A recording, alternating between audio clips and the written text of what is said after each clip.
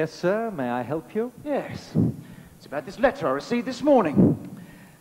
I took out a loan a while ago and I just received my first bank statement. Now, I think there's been some sort of mistake, because I've seen through the bank more money than I realised. May I have your name and address, please, sir?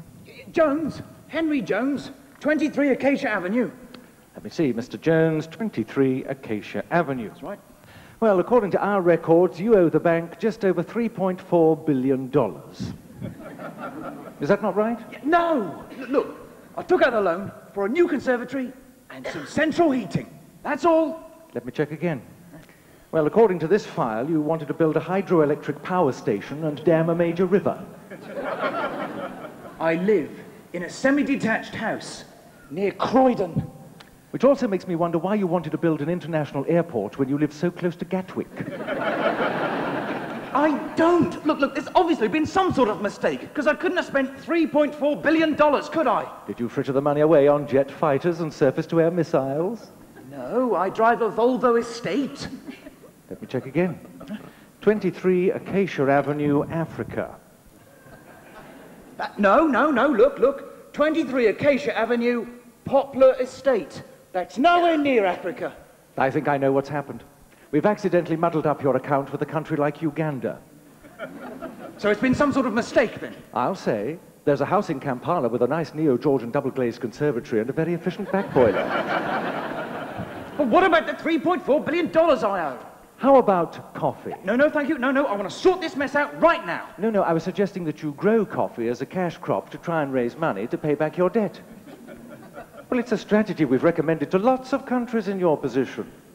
But if a lot of countries are growing coffee as a cash crop, then surely that would mean that there's so much coffee, the cost is kept low, and you won't get so much money for your crop. Yeah. Yes, that's right. But it does mean that I can buy coffee quite cheaply at my local supermarket, so it's not all bad news, is it? Have you got any forests? I've got an apple tree. Chop it down, sell the wood. That's a quick way of raising money to pay back debt. Or you could cut back on luxuries. What kind of luxuries? Education, healthcare, that kind of thing. Oh, there's lots of ways of raising money to pay back debt. After all, it's not as though we're asking you to pay it back all at once. I should think $184 million a year should just about cover it. I can't afford that! Yes, you can. We'll lend you the money if you like. This is madness! Well, it's been economic policy for decades. We lend countries like 23 Acacia Avenue vast sums of money, which you then spend on huge engineering projects you usually don't need, or you build up your military might with all the latest whiz-bang technology. Well, don't feel guilty about it. After all, it does go to provide work for thousands of people. Oh, good. Admittedly, most of them are in Europe and America, but how else are we going to earn enough money to lend it to you in the first place? Listen, if you don't sort out this fiscal fiasco straight away, I'm going to be bankrupted! Ah, no you won't, sir. Under international law, it's impossible for a country to be declared bankrupt. This is preposterous! My wife and I are going to be paying off this loan forever and ever! Look, isn't there something you could do, to make it all right again?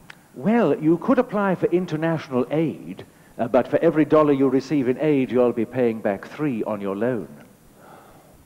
And I only took the loan out in the first place to make things better around the house. How can things have gone so terribly wrong?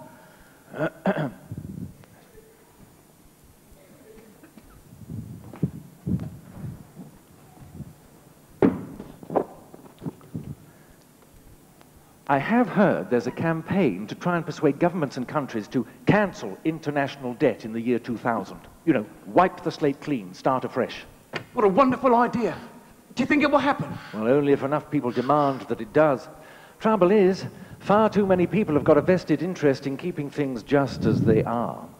I think I'll go and see my MP. He'll be on my side. I wouldn't count on it. Why not? He's my elected representative. Yes, but he's also on our bank's board of directors.